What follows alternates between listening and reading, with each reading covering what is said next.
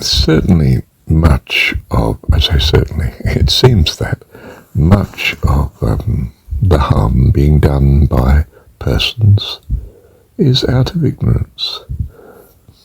Ignorance of the impact and the consequence of what they're doing. They may, for instance, be exploiting others, in other words, using other life forms, regardless of the benefit to such, but purely thinking of their own experience to direct benefit, and in consequence causing much harm, which ultimately is also harm to themselves.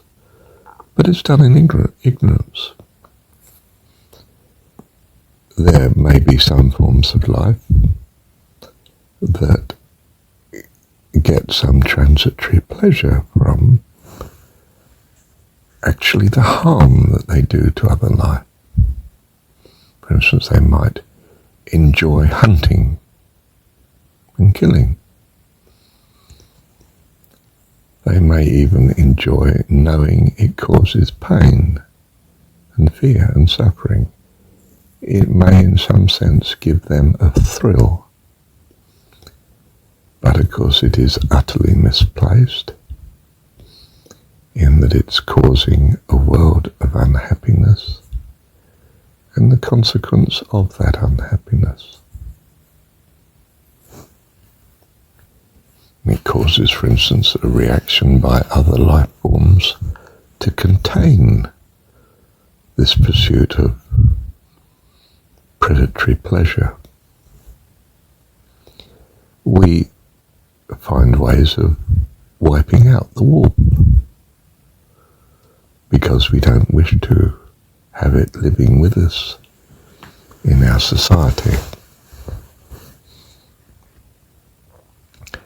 We destroy that which seems to clearly be harm to us.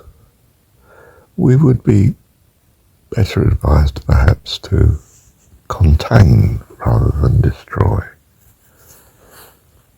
to restrict the effect of such life on us rather than destroy such life. But we're not sure on this. Do you see, it's arguably valid to hold that all harm is done through ignorance. Certainly much of it is. I say certainly, but it looks very clear that much of it is.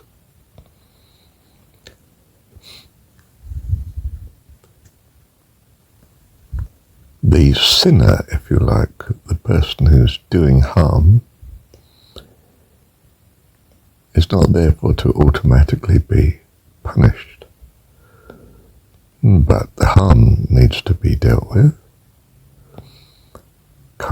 restricted, contained, and done so in the least harmful way. We don't need to kill people who steal, but perhaps we do need to stop them stealing, not give them the opportunity to steal. Discourage stealing in some way, that at least some of the cost of their ignorance be used to good effect in discouraging them from such behaviour. We don't necessarily need to lock them up in prison, but we do need to keep them from the freer society that they are damaging to. We might, for instance, suppose that, well, all people that steal at least are not with us. And that doesn't mean locked up in prison. It might mean in communities of like habited stealing people, at least for a while, so that they experience the poverty that results from such a life, the deprivation, the problems, and come to value not stealing, that they may be loosed again back into our society without harm to us.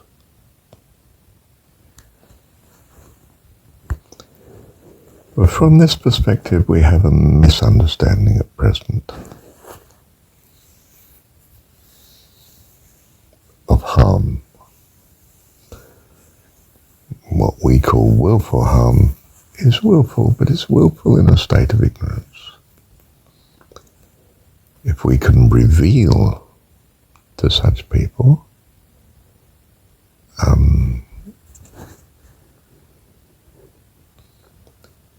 what is a better way of living, both for them and for us, well, that's the way to go, isn't it? Rather than annihilate such people or punish such people, we might want to devise situations where at least some of the cost of their bad habit is put upon themselves, that they're discouraged from, if every time you hurt someone else it hurt you, you would stop doing it to some extent. This would seem to be a plus.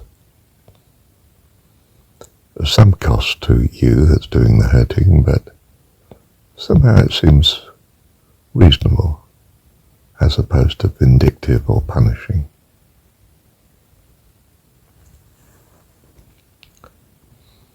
I don't mean I know, but that seems to be the way to go if we can. We might achieve much by it and avoid much unnecessary violence and hardship to the perpetrators of unsociable behaviour, stealing and murder and violence and so forth. Thank you, Dad.